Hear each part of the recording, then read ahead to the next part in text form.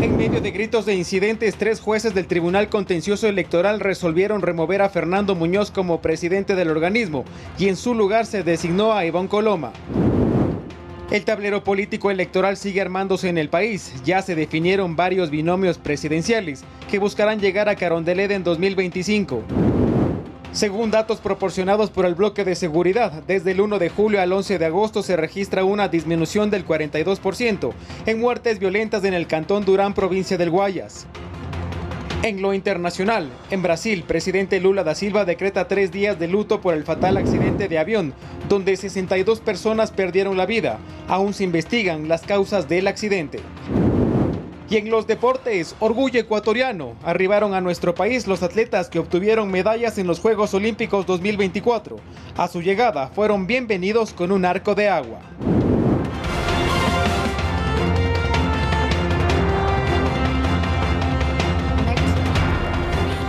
Lunes 12 de agosto del 2024, amigos televidentes, buenas noches, gracias por acompañarnos en la emisión estelar de Noticias 7. Los invitamos para que nos sigan a través del telégrafo.com.es, ecuadortv.es, en el dial de Pública FM y a través de nuestras redes sociales. Sofía, ¿cómo estás? Buenas noches. María Mercedes, amigos, muy buenas noches. Ahora en sus pantallas podrán ver un código QR. Los invitamos a escanearlo con su teléfono celular para acceder a información actualizada y verificada que tiene para ustedes el Telégrafo Digital. Aquí iniciamos. Yo soy ecuatoriano, sí señor, y tú eres de Ecuador. Ecuador es Atletas olímpicos, orgullo ecuatoriano. corazón, eres mi alma ecuatoriana, soy tu sangre y tu color. Somos dos enamorados, tú mi tierra, yo tu flor. 19:02 de la noche, qué maravilla, estamos viendo las imágenes cuando los atletas ecuatorianos que participaron en las Olimpiadas 2024 llegaron este lunes para celebrar sus triunfos junto a todos los ecuatorianos, a la ciudadanía que se siente orgullosa y que los está esperando, Sofía. Así es, lo que ven en sus pantallas es la llegada de las pesistas, por supuesto, Angie Palacios y Neisida Gómez, quienes obtuvieron las preseas de bronce en París en los Juegos Olímpicos de este 2024. Al llegar a Quito participaron, como vemos, en una caravana desde el Estadio Olímpico Atahualpa y que recorrió las calles de la capital para recibir las felicitaciones de los hinchas ecuatorianos, que son muchos. Así es, la caravana finalizará en las instalaciones de la Concentración Deportiva de Pichincha, en donde recibirán un homenaje en el auditorio Luis Arias Guerra. Eso sí, hay que destacar que más adelante tendremos un contacto en vivo con nuestro compañero José López, quien nos dará todos los detalles, contarnos un poquito más de ese ambiente que se siente y del orgullo pues que siente todos los ecuatorianos en estos momentos que recibimos a nuestras ganadoras olímpicas. Felicitaciones entonces a nuestras medallistas, son un orgullo para nuestro país. Fueron recibidas en el aeropuerto Mariscal Sucre, inclusive con un arco de agua. Yo soy ecuatoriano. Sí.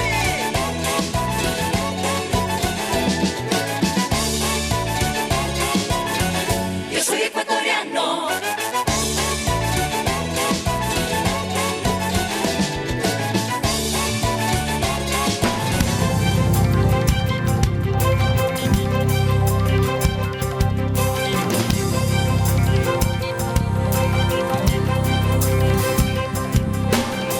Calendario electoral. Las organizaciones políticas deberán cumplir varios pasos previos para participar en las elecciones generales de febrero del 2025. Hasta este sábado tienen como plazo para definir sus candidaturas en procesos de selección interna. La inscripción formal de postulaciones será desde el 13 de septiembre hasta el 2 de octubre del año en curso. Veamos. Las candidaturas que las organizaciones políticas irán definiendo hasta este sábado no implica per se que se inicie de inmediato la campaña electoral para las elecciones generales de febrero del próximo año. El Consejo Nacional Electoral diseñó un cronograma cuyas fases deben cumplirse. Es así que para el 11 de septiembre está prevista la convocatoria a elecciones. Del 13 de ese mismo mes hasta el 2 de octubre, recién las candidaturas podrán ser inscritas. Las mismas que podrían quedar en firme si no hay impugnaciones o apelaciones. Ojo, que la campaña electoral recién arrancará el 5 de enero del próximo año y durará hasta el 6 de febrero. Ante todo esto, Lo que pasó en el movimiento político ADN Lista 7 en este último feriado fue la decisión de la militancia de definir candidaturas. Vienen a trabajar, a poner su contingente porque son gente del pueblo, son gente que han trabajado, luchan y saben cuáles son las necesidades. Otras organizaciones políticas se encuentran en proceso de elecciones internas. Están pendientes de definir postulaciones Pachacutic, Construye, Democracia Sí, Sociedad Patriótica, Partido Social Cristiano, entre otros. Proceso que deberá estar regido por el compromiso y transparencia de cada uno de nosotros con el apoyo de las organizaciones políticas. La primera vuelta electoral será el 9 de febrero y la segunda el 13 de abril. Javier Ceballos, Noticias 7. El tablero político electoral sigue armándose en el país. El movimiento ADN Lista 7 definió su binomio para las presidenciables de el 2025. El primer mandatario, Daniel Noboa Sin, optará por la reelección con un masivo apoyo de su militancia. Su compañera de fórmula sería María José Pinto.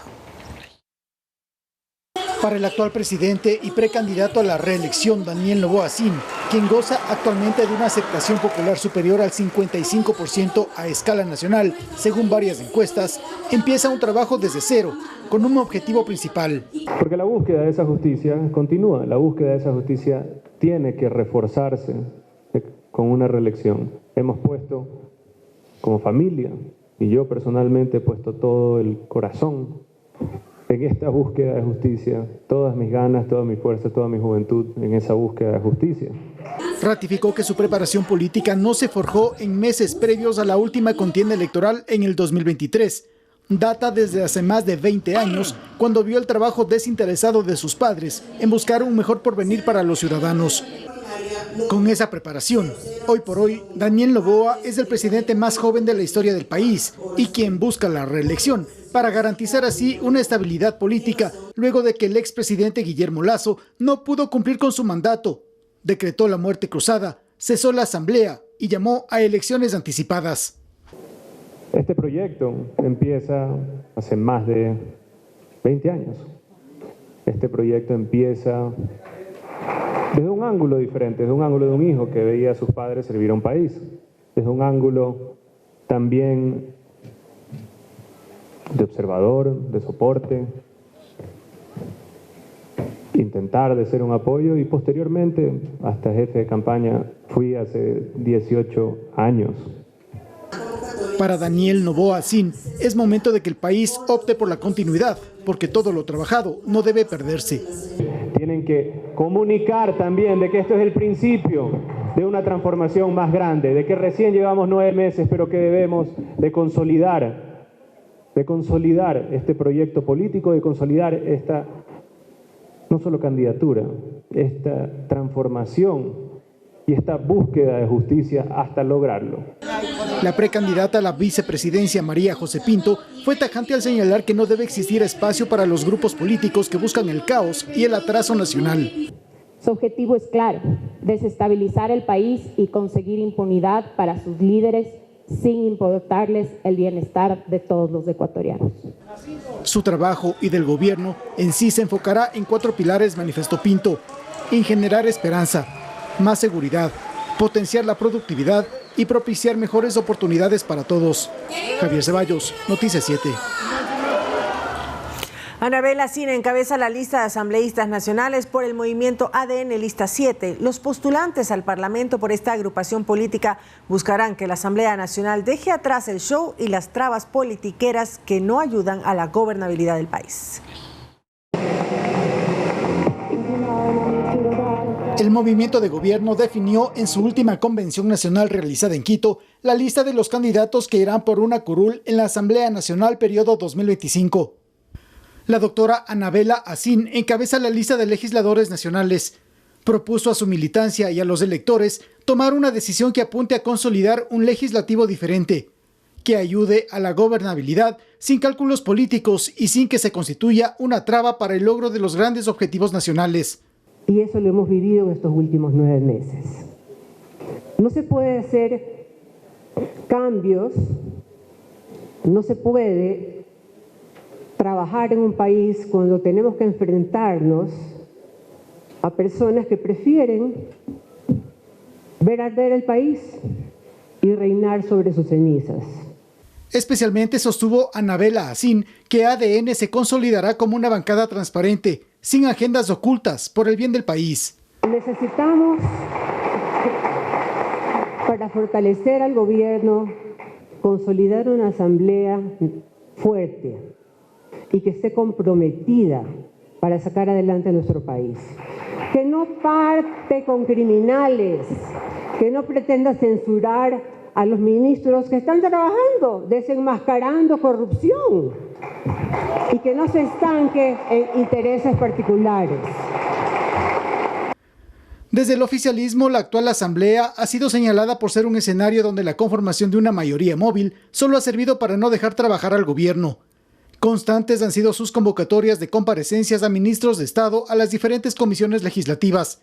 Los cuestionados procedimientos parlamentarios orientados a llamar a juicios políticos a ministros de Estado, sin contar con los escándalos en las sesiones del Pleno o en comisiones parlamentarias, donde varios legisladores han sido sancionados o suspendidos por el cometimiento de faltas a la conducta legislativa. Ante esto, la postulante al Parlamento, Diana Jácome, considera que ya es momento de un cambio profundo y radical en la primera función del Estado. Siempre trabajar por el país, no por intereses personales o por líderes que tanto daño le han hecho al país. Es momento de concentrarse realmente en lo que necesita el Ecuador y creo que la Asamblea cumplirá un rol muy importante en esta ocasión, por supuesto con la mayoría que se tendrá en su momento, para poder trabajar en conjunto.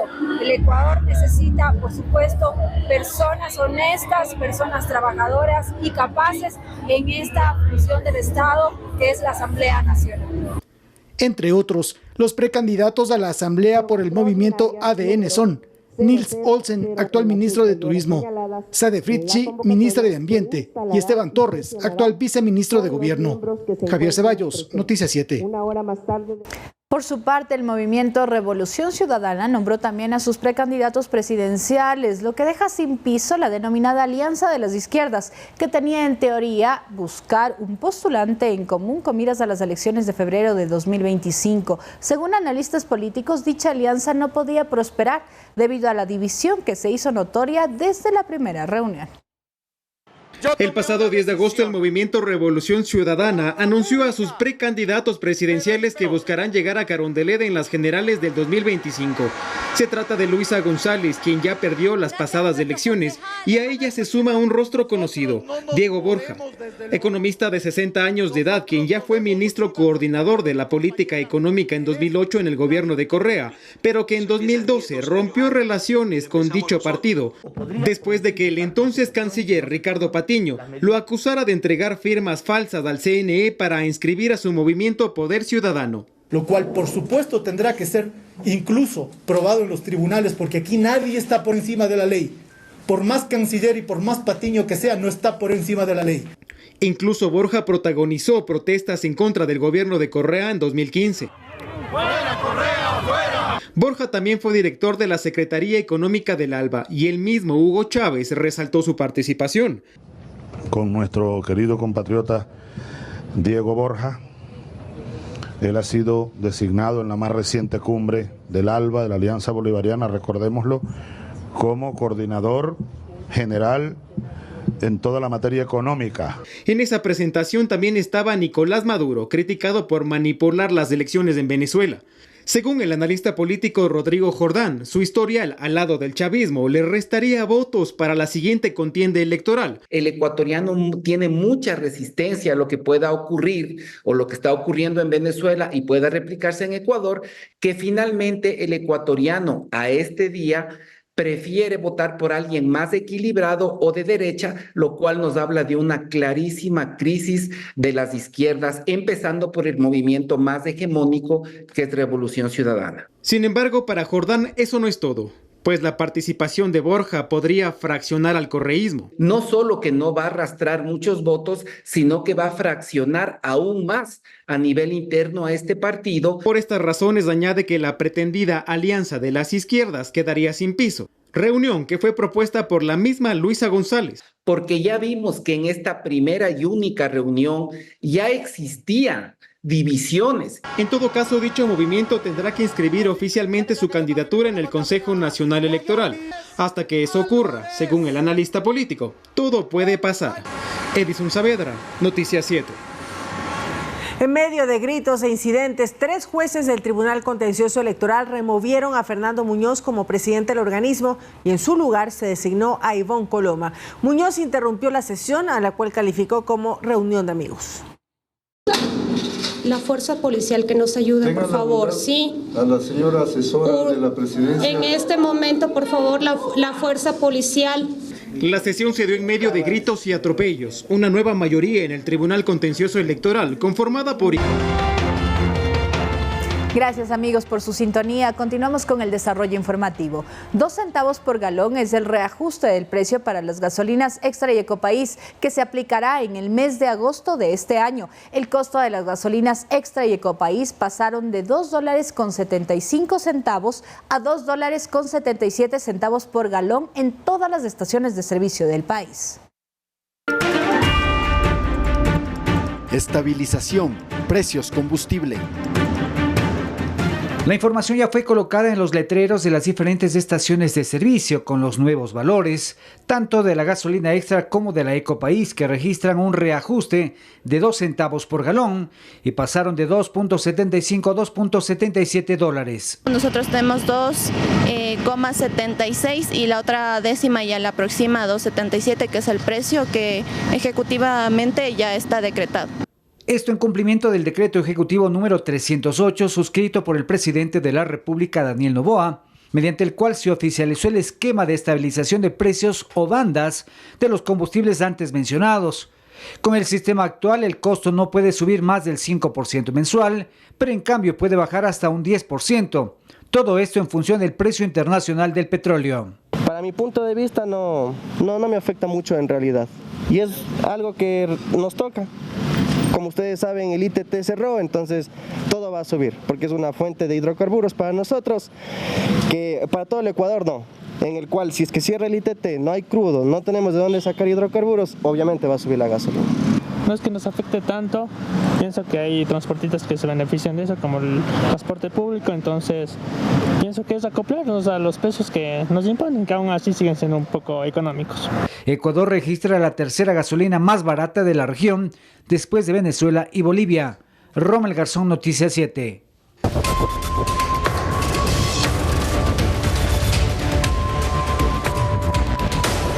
Guerra contra el terrorismo. Según datos proporcionados por el bloque de seguridad, desde el 1 de julio al 11 de agosto se registra ya una disminución en un 42% de muertes violentas en el cantón Durán, provincia del Guayas. La UNACE complementará el trabajo de Fuerzas Armadas y de la Policía Nacional para combatir el delito de la extorsión.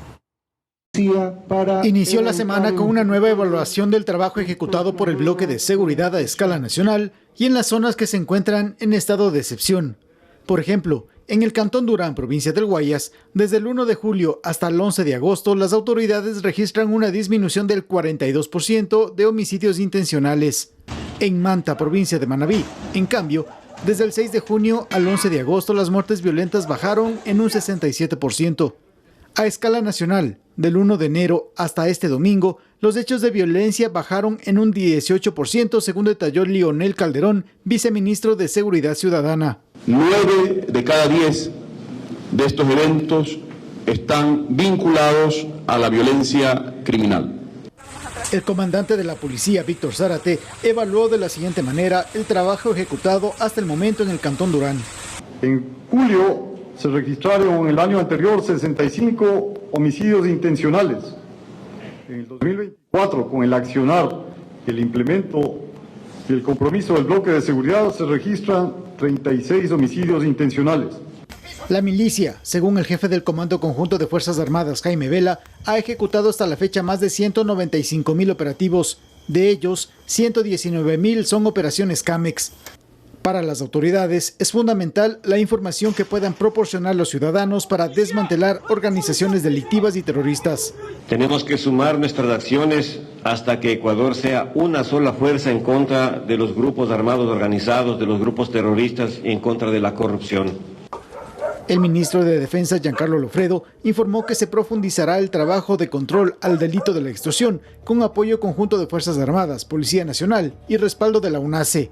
Que es la unidad que siempre ha estado a la vanguardia en temas de secuestros y extorsiones. El toque de queda en las zonas más conflictivas del país ha sido una medida que está ayudando en la reducción de hechos violentos. El bloque de seguridad pide la colaboración ciudadana. Javier Ceballos, Noticias 7.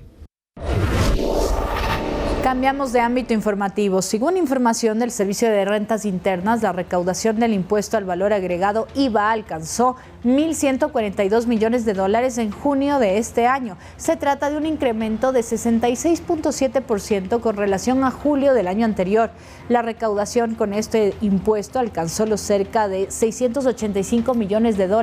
Se explica que este importante incremento obedece a la revisión del IVA del 12 al 15% que entra en vigencia desde el 1 de abril de este año 2024, en disposición con la ley para enfrentar el conflicto armado interno. En total, la Administración Tributaria recaudó $1.988 millones en julio de este año, que refleja un incremento del 58% frente al mes igual del año 2023.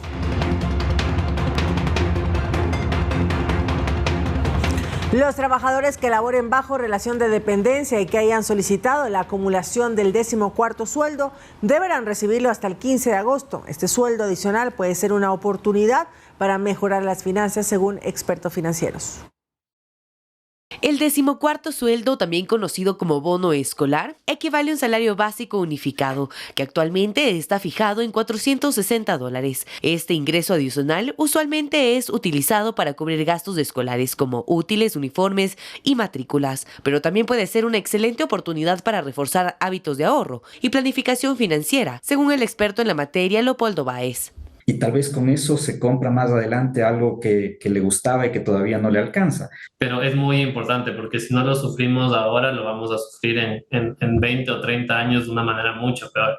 Como parte de nuestra planificación de gastos, debemos tener una lista de ingresos y egresos, tener una prioridad de pagos de realizar, comparar los precios en el mercado y destinar un porcentaje al ahorro.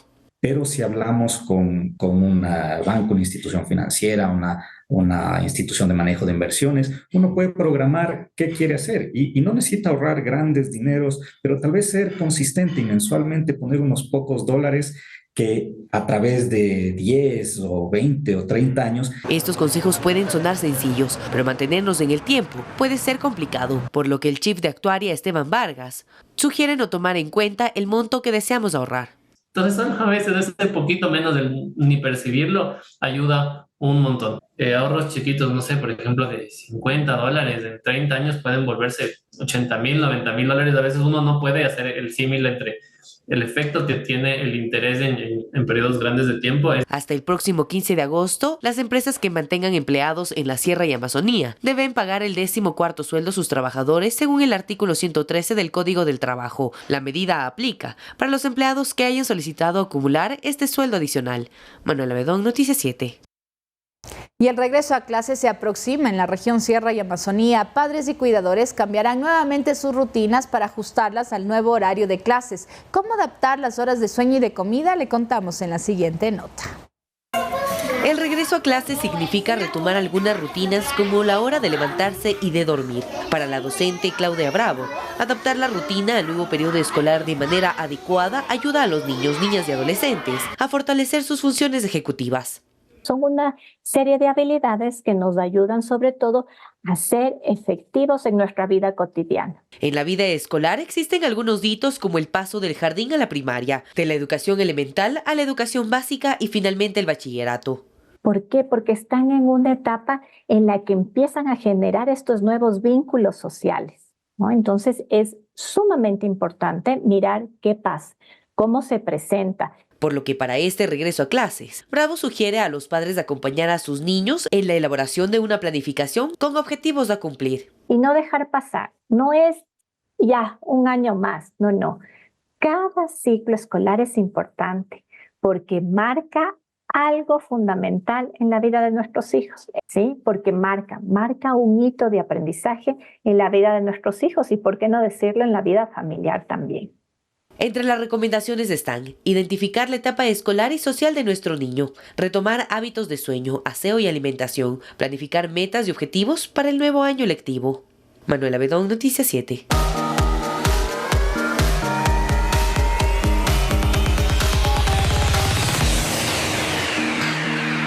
El gobierno nacional, a través de un programa de chatarrización, entregará 1,000 camionetas a diésel subvencionadas a agricultores familiares campesinos en Ecuador hasta el 2025. La primera entrega ya se efectuó y aquí le contamos dónde. 1,000 agricultores de nuestro país serán beneficiarios del programa de chatarrización del gobierno nacional, que consiste en cambiar sus camionetas antiguas a gasolina por unas nuevas a diésel, con el fin de apoyar el sector agrícola sin afectar la estabilidad de precios de los combustibles ni la cadena productiva. Hoy hacemos la entrega de camionetas subvencionadas a diésel, que les ayudará a optimizar su trabajo diario, incrementar su capacidad de transporte y apoyar el crecimiento de sus proyectos, facilitando así su labor y contribuyendo al desarrollo de la agricultura. La primera entrega se realizó en La Tacunga, donde 324 personas que se dedican a la agricultura familiar campesina recibieron con entusiasmo sus nuevas unidades, que les permitirá reducir costos de transporte desde sus fincas hasta los puntos de venta. La segunda entrega será de 173 camionetas hasta finales de este año, y para la tercera fase, que será en 2025, se entregarán 500 hasta llegar a las 1,000 unidades. Además, durante este evento se entregaron 200 títulos de tierra, brindando seguridad jurídica a los agricultores para que puedan sembrar, cuidar y cosechar sus cultivos con mayor confianza y estabilidad. Este apoyo integral busca fortalecer el sector agrícola, impulsando el desarrollo rural y mejorando la calidad de vida de las comunidades campesinas. CETAD Libertadores de Guayaquil ha logrado un hito histórico en su trabajo en la rehabilitación de personas, y ahora que es su aniversario le presentamos varios de los logros. El Centro Especializado en Tratamiento a Personas con Consumo Problemático de Alcohol y otras drogas, Libertadores, inaugurado en 2016, ha sido un faro de esperanza y recuperación para muchos. En sus 8 años de funcionamiento, este centro ha logrado rehabilitar a un total de 500 hombres, quienes han encontrado en sus instalaciones no solo un lugar de tratamiento, sino un espacio de renovación y transformación personal. Este notable hito no habría sido posible sin la dedicación y el compromiso de los profesionales que forman parte del equipo de CETAD. En su reciente aniversario se reconoció y premió la incansable labor de estos especialistas, quienes día a día trabajan para ofrecer una atención integral y de calidad. Este centro se consolida como un pilar fundamental en la lucha contra las adicciones, brindando esperanza y nuevas oportunidades de vida a cientos de personas. Seguro en algún momento le habrán hecho fisioterapia. Ahora les presentamos a un profesional que lo conocen como sanador de cristal y les contamos inmediato por qué. Es conocido como el sanador de cristal. Fue diagnosticado con osteogénesis imperfecta a sus 11 años y ya a sus 29 le han realizado más de 12 cirugías. Es Fernando Arce, un fisioterapista que a partir de sus propias dolencias ahora intenta curar al resto. Lo que me ayudó a mí desde muy pequeño, desde muy temprana edad, fue la terapia física. Entonces decidí escoger la carrera de terapia física para ayudar a las personas. Fernando ha tenido ya más de 14 fracturas y su vida ha pasado entre médicos y rehabilitación. Esto último es lo que le inspiró a especializarse en lo que hoy es su profesión. Y obvio, ahora lo que me trae aquí, lo que me ha hecho abrir mi consultorio, lo que me hace sanar a las personas, y es que yo mismo una mañana me despierto con dolor de pie, a la otra mañana con dolor de rodilla, a la otra mañana con dolor de columna, a la otra mañana con dolor de cadera, de cuello, de cabeza y todo.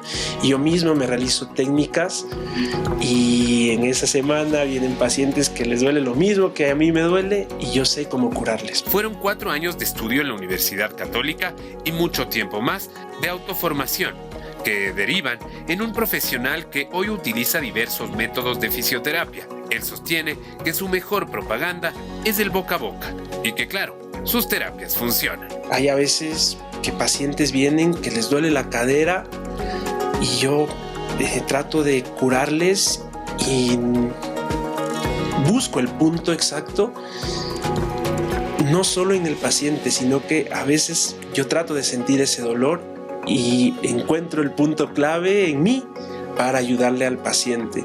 Entonces, desde ahí me han dicho el sanador de cristal y he sanado muchísimos pacientes. Su condición de osteogénesis y la efectividad de sus tratamientos, que a propósito los sentimos con propia experiencia, entonces le hacen ganarse su apodo, ese del sanador de cristal, un ejemplo clarísimo en el que siempre la salida es el trabajo y la autosuperación, hasta de algún complicado diagnóstico. Lo mayor que puedo tener para ayudar a la persona es la empatía. Gracias a que yo tengo la empatía, puedo sentir lo que la persona siente, porque yo he estado en ese lugar donde una persona deja de ser independiente.